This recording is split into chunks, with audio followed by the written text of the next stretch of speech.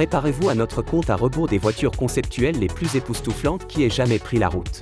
Des designs futuristes qui repoussent les limites de l'imagination aux merveilles d'ingénierie qui redéfinissent ce qui est possible, nous nous plongeons dans les 13 voitures conceptuelles les plus folles jamais construites.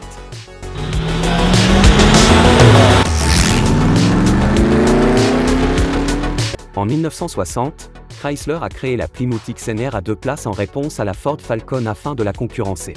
Cependant, le véhicule n'a jamais été produit et ce concept car singulier a été envoyé en Italie, au Koweït, au Liban et au Canada. Il a été vendu aux enchères en 2012. La voiture a été construite à l'origine pour atteindre une vitesse de 146 miles par heure ou 235 km/h sur la piste d'essai de Chrysler.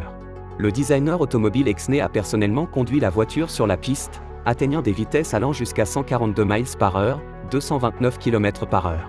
Après avoir été équipé d'un nez en fibre de verre fabriqué par Dick Burke et avoir reçu des modifications supplémentaires au niveau du moteur, la voiture a atteint une vitesse de pointe de 153 miles à l'heure, 246 km/h.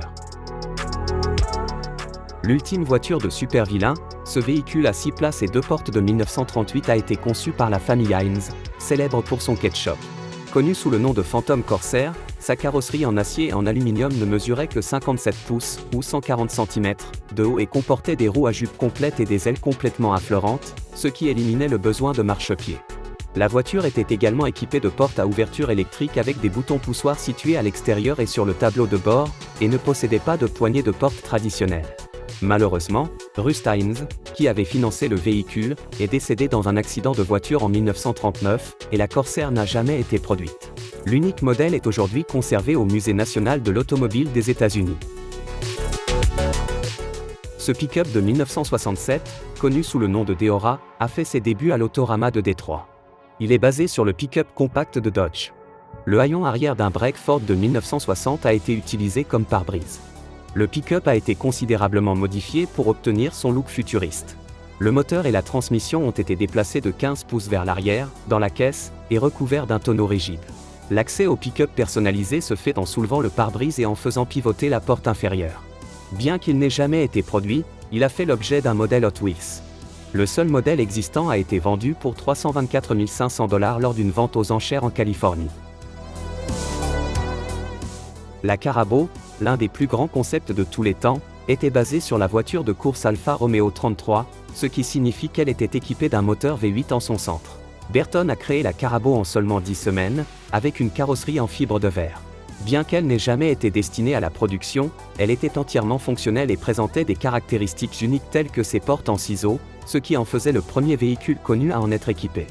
La Carabo était l'un des premiers modèles en forme de coin conçus par Gandini, qui allait plus tard dessiner des voitures telles que la Lamborghini Countach, et a contribué à lancer la tendance des supercars et des concept cars en forme de coin dans les années 1970.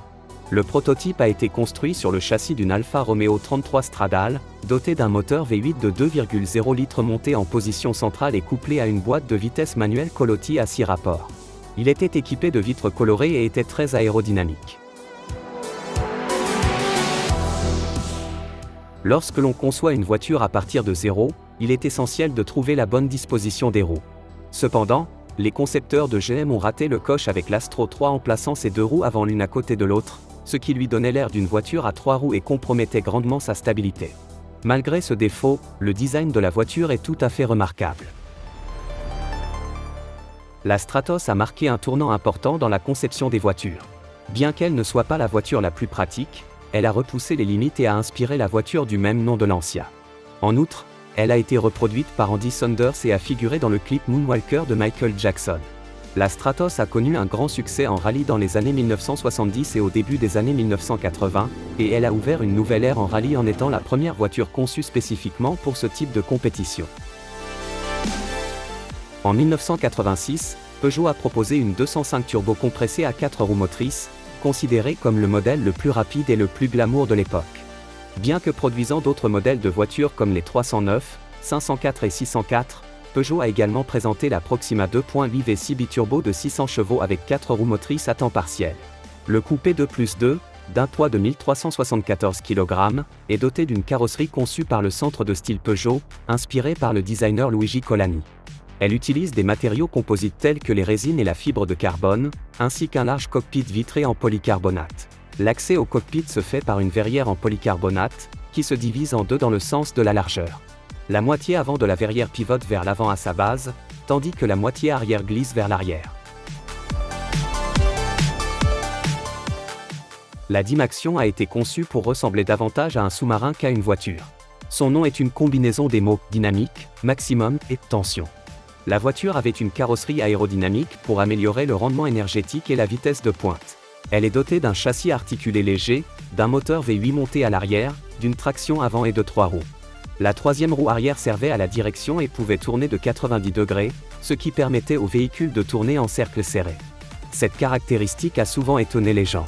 On pense que le D-Maxion a influencé la conception des voitures, même s'il n'était pas destiné à la production commerciale. Seuls 3 modèles originaux ont été fabriqués.